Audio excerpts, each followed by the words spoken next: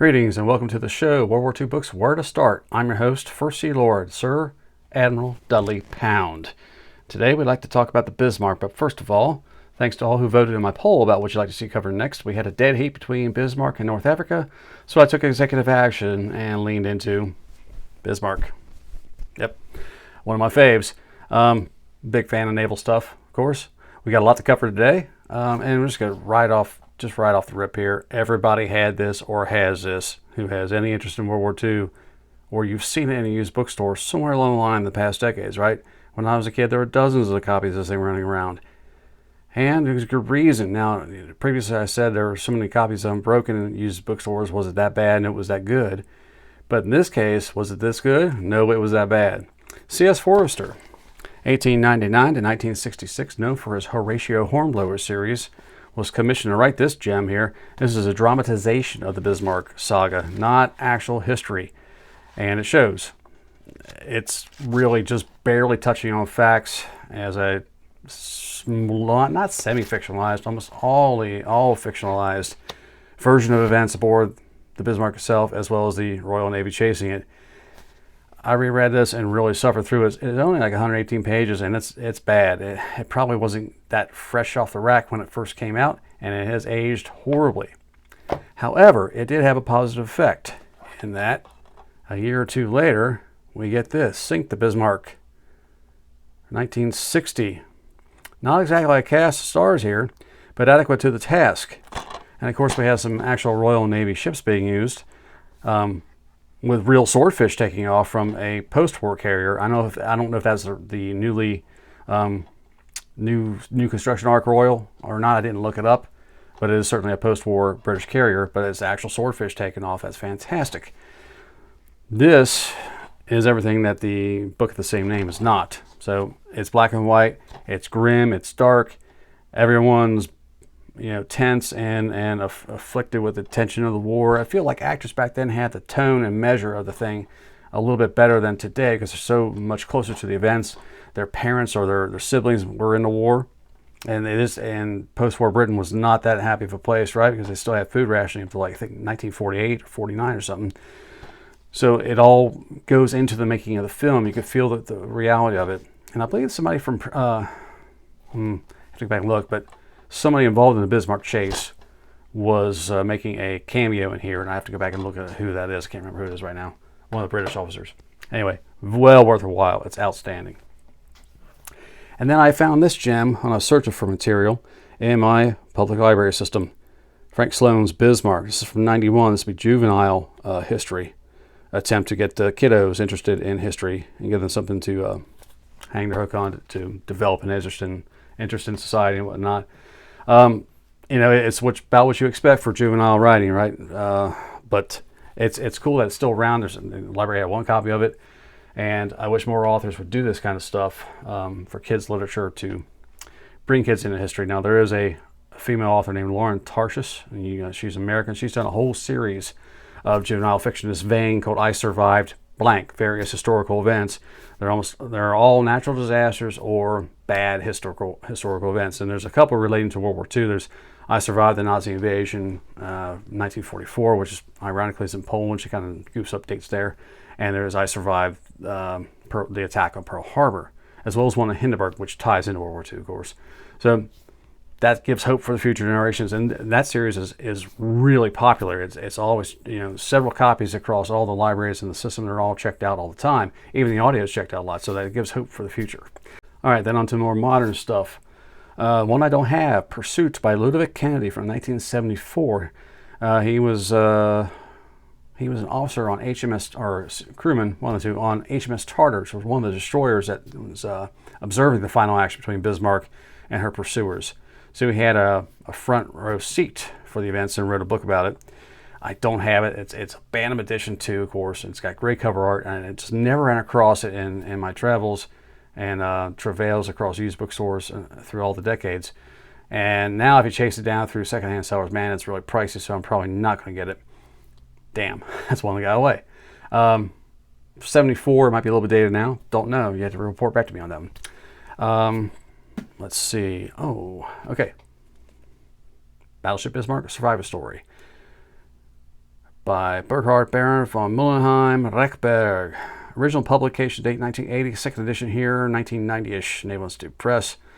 This is a really nice thing. It's got 460 pages or so.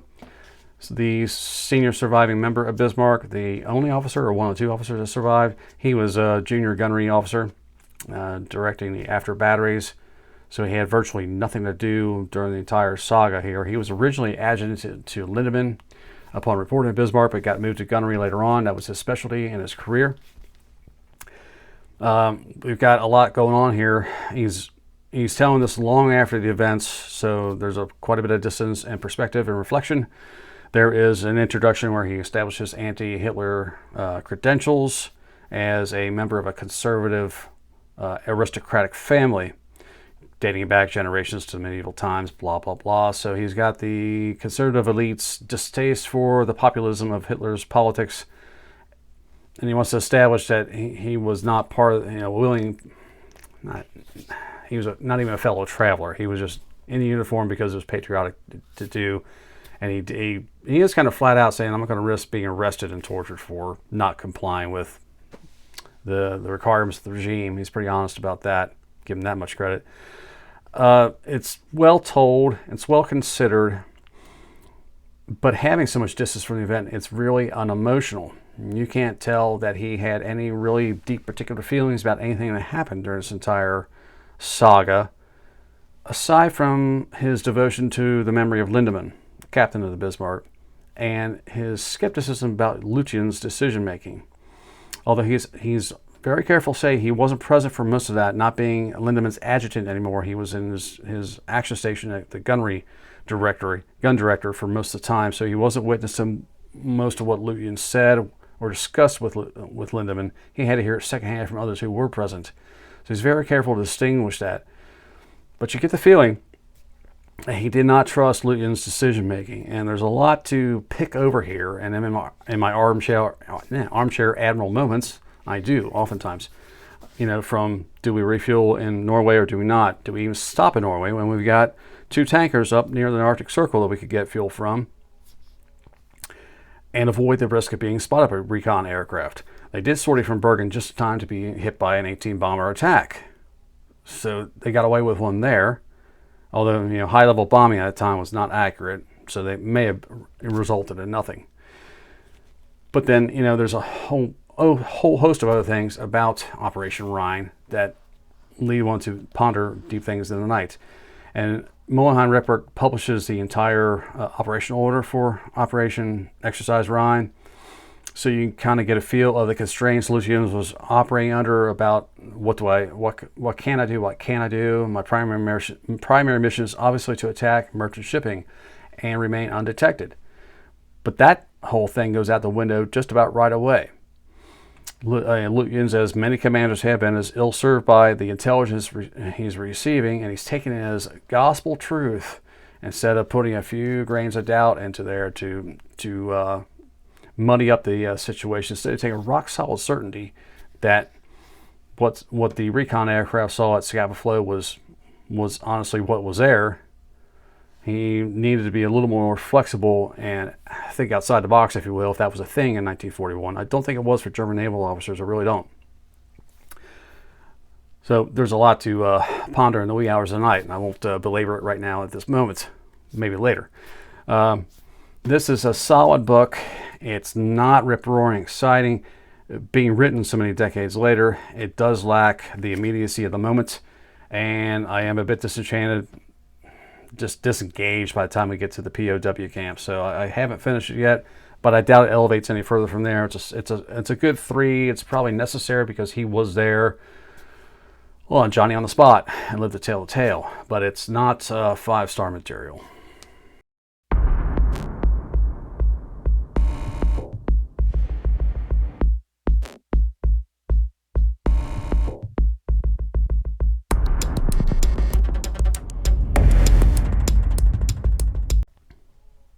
And then there's another one I don't have. I Sank the Bismarck from 2009 by John Moffat. John Moffat, 1919 to 2016, was a swordfish pilot of Naval Air Squadron 818, I think, or 820 or 825. All three of those were involved, either on Courageous or on Ark Royal, and I do get them mixed up. But John Moffat contributed a torpedo attack in which he claims his fish struck home on the Bismarck, and he claimed that it was probably the one that jammed the rudder. Although he wasn't rock solid certain about that, and he was not thrilled with the title of the book, apparently, complaining to the publisher it was an overstatement. So that it's not that certain. We're not even sure how many torpedoes hit, 2 or 3, depending on which account you read, and there are many versions. Mullenheim Reckberg thinks there are 3. He thinks he heard 3 distinct booms at night. A lot of people, a lot of other eyewitnesses say there was 2, and I can't remember what the Ballard thing said, whether it's 2 or 3, because the Nat Geo documentary on it is very short. It's only 60 minutes. It's not very good detail, so I'm not quite sure. But anyway, Moffat claimed that he at least he was one of the hits on the Bismarck. There's another pilot later on that or son of a pilot was very incensed that Moffat's book claimed that he was the one that did the damage. But this plays into the aspect also, everybody wants to take credit for being the man, the one to sink the Bismarck. And there was a hot debate for decades, and maybe still is, it's probably simmered down by now, whether the torpedoes from Dorsetshire sank the ship or whether the scuttling charges sank the ship. And the answer probably is that both did it. We'll never know for certain again. There's no onboard video recording to tell us what was exactly going on with the scuttling charges and how fast water was entering the ship. It was doomed anyway. And even if you leave it as a floating wreck, it's not even going to be a fishing boat afterwards. It's just a derelict, right? But for national prestige, someone wants to be the one to say, yep, that was me, that was my kill. So we got a long-standing argument about who did it. And the British Royal Navy, for their essential pride, had to claim that it was a Dorsetshire that did it. And the swordfish pilots say, well, I was the one who stopped it, blah, blah, blah. I don't think at this point in time removed it matters that much, but it's a fun little debate, right? So aside from all that, we then have Killing the Bismarck. Ian Ballantyne from 2010. And here we go. Yep. On my Kindle. Ian Ballantyne. I don't know where he was born. He's still around with us. This is a long one, 500 plus pages on Kindle. Very good. And there's a lot of exceptional angles here. He's going to follow officers and men across the whole swathe of the Royal Navy that were involved in the chase, as well as the German High Command. But he's more concerned about the British Royal Navy's aspect and the necessity to sink Bismarck as a matter of national interest, national prestige, and a war essential. It becomes a war essential goal, courtesy of Churchill. And this goes back to the Great War with the chase of the Goeben and its escape to Turkey, which brought Turkey in on the side of the Central Powers. Churchill's got a long hangover with this. After all, that contributed to the Dardanelles campaign and his eventual ouster from government. So he's got a lot invested in that memory. And then the Bismarck threatens to repeat something on a grander scale while he's prime minister. That had to be a real kick in the pants. We've got to get this ship no matter what. Put every resource you've got into it. I don't care who dies. We've got to sink this ship. That's the mentality. And you can see that coming through the Ballantyne book pretty clearly. It's well balanced for the British side. He takes a whole lot of sources, a lot of writings after the fact, and really covers a lot of ground. It's really impressive. Just a few things here. I would say chase the footnotes in this one. A lot of them are some of them are just sources, but especially if you're doing electronically, you just click the highlight and click right back instead of flipping back and forth through the book. But there's a lot of good little tidbits of information in there. Chase the footnotes. One of those is about one of the appendices, I should say, is about the unexploded shell that was found in Prince of Wales when she was dry docked after the action. Whoopsie, it almost blew the fuck up. It kind of hit the water and slammed through the armor belt bored into the ship and came to rest underneath Y turret. And if it had gone boom, so at Prince of Wales most likely, one of the officers said, observing it was either the best case, it blows a hole inside the ship, would take massive flooding, but we might live, or it blows up the magazine for Y turret and we don't live. Imagine that, a 2-for-1. in about 10, 12 minutes of action against Hood and Prince of Wales. What happens then with Lutyens' decision making? We don't know, but it's fun to ponder. Dudley Pound. Yeah, that's me, Dudley Pound. I wanted to court-martial the captain of Prince of Wales, Captain Leach, and Admiral Wake Walker, who was in command of the cruiser screen in the Denmark Strait, for not being aggressive enough and letting Prince of Wales turn away from action with Bismarck after Hood blew up. Now, Dudley Pound apparently didn't know at this time that Prince of Wales bridge had been completely destroyed by a shell whistling through, and everybody on the bridge except Leach and one other man were killed. The fighting effectiveness of Prince of Wales is garbage to begin with. She's not complete. She's got civilians aboard trying to get the damn turrets to turn, let alone fire. The ship is still a bit of a mess. And to have Dudley Pound say, I want, which really means Winston wants, to court-martial you two, that had to be a real kick of pants. And Admiral Tovey rightly says, well, if you do that, I'm going to resign, and I'll stand as a witness to these guys at their court-martial. Ha, take that. So Pound and Churchill back off of that. That's just really just thank you very kindly. Now we're going to court-martial you. What a dick move by Churchill. You got to say, that's just absolute BS. But it's, it's a fun little detail. And then the 3 hits thing. Okay, so yeah, overall, excellent. I like this more in retrospect than I did at the time. I'd up this from a 3-star to a 5-star for its completeness, and everybody's involved, especially the last chapter on the fates of all the ships that were involved in the hunt for Bismarck. A lot of them were sunk in very short order. 41 and 42, and of course, Prince of Wales has its own chapter about taking Churchill and Pound to Newfoundland, Placentia Bay, for the Atlantic Charter meeting, and then its famous 4C sortie from Singapore and its Hour of Destiny with Japanese bombers. The Prince of Wales was just doomed from the outset. It was an unlucky ship. There was the incident at its launching or commissioning. I forget what exactly it was. It just kind of gave it a bad luck name. It was bombed in dry dock when it was fitting out. So it was a marked man kind of thing all the way. And it kind of suffered the same fate as Bismarck had his rudder jammed while it was under aerial attack. Not good stuff. So that's extremely worthwhile. Killing the Bismarck, Enid Ballantyne, recommended.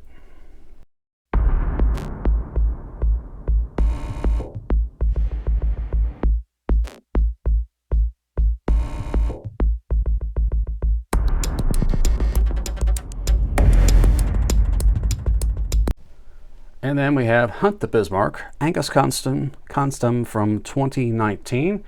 Angus was born in 1960. He's Scottish, and he has contributed to the literature. This was audio, so I don't have a physical copy of it. This is going to take a tighter German-centered view of this Bismarck Saga.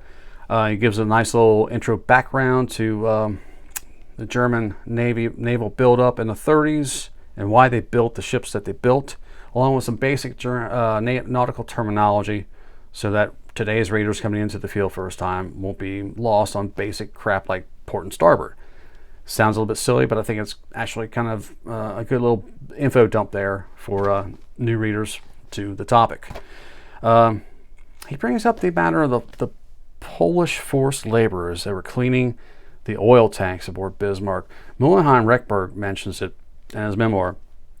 And I think Constam is just parroting this reference here, but it's kind of interesting that Mr. Conservative Reckberg, who is anti-establishment, right, doesn't sympathize with the Hitler movement, is not a Nazi, casually mentions Polish forced laborers were scrubbing out Bismarck's fuel oil tanks without a commentary on that aspect that they were slave laborers. Weird, just a little omission. Kind of curious, huh? Anyway, there's also about Prince of Wales, its final salvo against Bismarck when it had renewed action to try to force Bismarck to change course or get a reaction out of it. I think they were worried about the cruiser screen getting too close to it too. I forget why Prince of Wales re-engaged. But Constam says the final salvo almost hit, very close to a straddle on Bismarck, and kind of tipped the Lutyens' hand to disengage, get out of here. I can't afford another hit. I've got damage already. So that's interesting. There are some cliches used repeatedly through here, and he does have a tendency to talk down to the reader a bit. I was a bit disappointed by that. He does mention the Polish destroyer in Vian's flotilla that had the cheek to send a signal to Bismarck, "I am Polish," during the night destroyer attack. That's nice. Nice touch. Imagine if the Poles had torpedoes at night. They had 10 tubes on that thing, and they had no torpedo load at all. I guarantee that if that ship had torpedoes, it would have bored into, point blank range, to use the old cliche, and it would have drilled Bismarck. Poles don't mess around in combat. They really don't. They really hate the Germans. They would have done the job. Fun to speculate on also. And finally today, the aforementioned Ballard Bismarck Nat Geo thing. Sorry, I got to cover up some information from the library. Yeah, didn't do a good job. Okay, there it is. 1 hour long. And for Nat Geo, this was probably good in 19 whatever it was released. But it falls flat today. And it's really shallow. Not a whole lot of detail. Ballard doesn't even seem really that invested in it. Like, he's just doing his day job. Like he's a plumber or something. Going to work, going to fix some pipes today. Oh, there's another one. Found it. I'm not really too thrilled about the presentation here. Even Ballard's, they try to give him his own soliloquy about why it's important to find Bismarck and what it means to the history of War II. And he's just really floundering around a little bit. He just doesn't give a damn.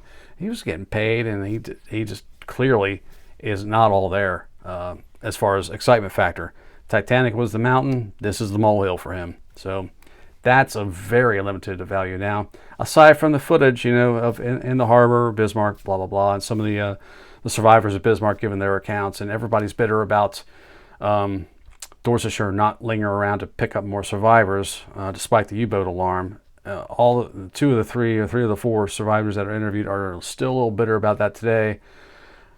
Man, you're a POW, you just lost, and you ought to be happy to be aboard and not drowning. You don't have any right to bitch about anything, then or later. You got out alive. Shut up, is my take on that one. So, armchair admiral here. I like to go on all day about this, but unfortunately time constraints will kill that idea off for me. So I hope you found 1, 2, or 3 of these you'd like to read. And until next time, happy strategizing.